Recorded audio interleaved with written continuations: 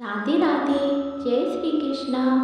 आप सभी भक्तों का मेरे यूट्यूब चैनल सिर्फ श्रृंगार एंड एड पर स्वागत है।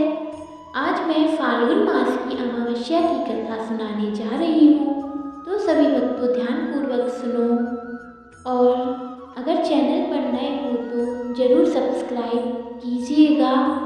बोलिए राधे राधे।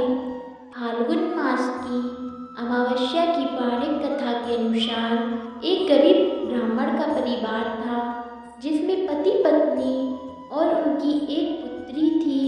उनका जीवन सामान्य ही चल रहा था।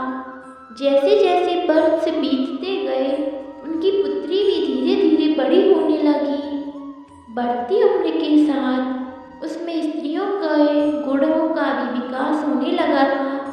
वह दिखने में अत्यंत ही सुंदर, सुशील और सर्वगुणवान संपन्न थी, लेकिन गरीब होने के कारण उसका विवाह नहीं हो पा रहा था।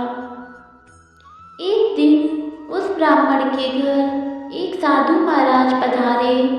ब्राह्मण पुत्री की सेवा से साधु महाराज का मन बहुत ही प्रसन्न हुआ और उन्होंने कन्या को लंबी उम्र का आशीर्वाद दे दिया।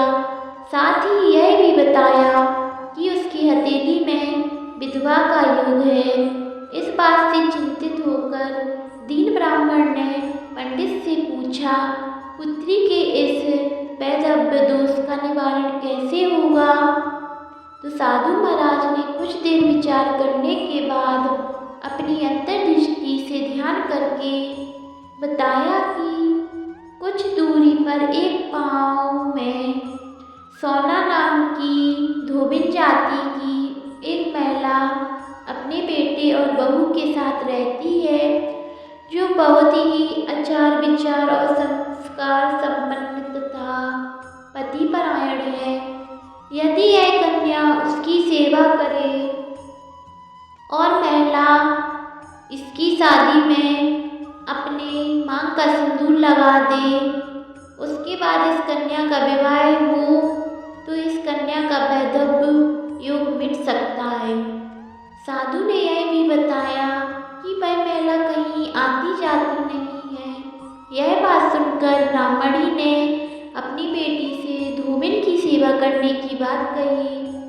अगले दिन कन्या प्रातः काल से ही उठकर सोना धोबिन के घर जाकर साफ सफाई और अन्य सारे काम करके अपने घर वापस आ जाती। एक दिन सोना धोबी अपनी बहू से पूछती कि तुम तो सुबह ही उठकर सारे काम कर लेती हो और पता भी नहीं चलता। बहू ने कहा, माँ जी, मैंने तो सोचा कि आप ही सुबह उठकर सारे काम खुद ही खत्म कर लेती हो। मैं तो देर से उठती हूँ। इस पर दोनों सास बहू निगरानी करने लगी कि कौन है जो सुबह से ही घर का सारा काम करके चला जाता है।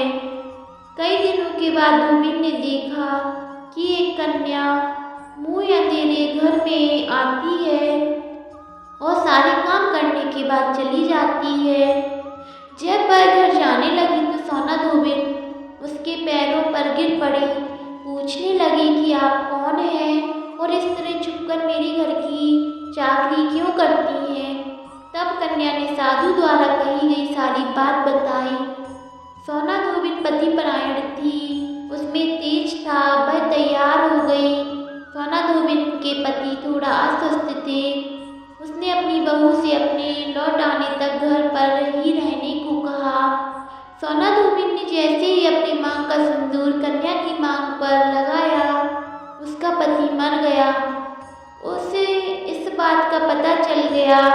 वह घर से निराजल ही चली थी, यह सोचकर कि रास्ते में कहीं पीपल का पेड़ मिलेगा तो उसे भावरी देकर और उसकी परिक्रमा कर कर ही जल ग्रहण करेगी।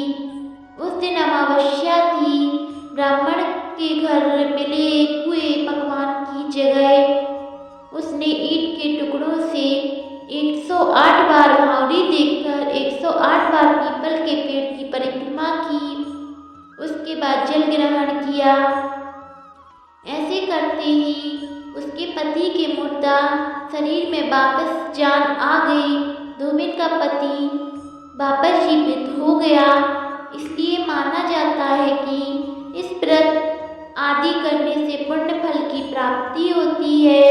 अतः जो व्यक्ति अमावस्या के दिन 108 वस्तुओं की भावनी देखकर सोना धोबिन और गौरी गणेश का पूजन करता है, उसे अखंड सौभाग्य की प्राप्ति होती है।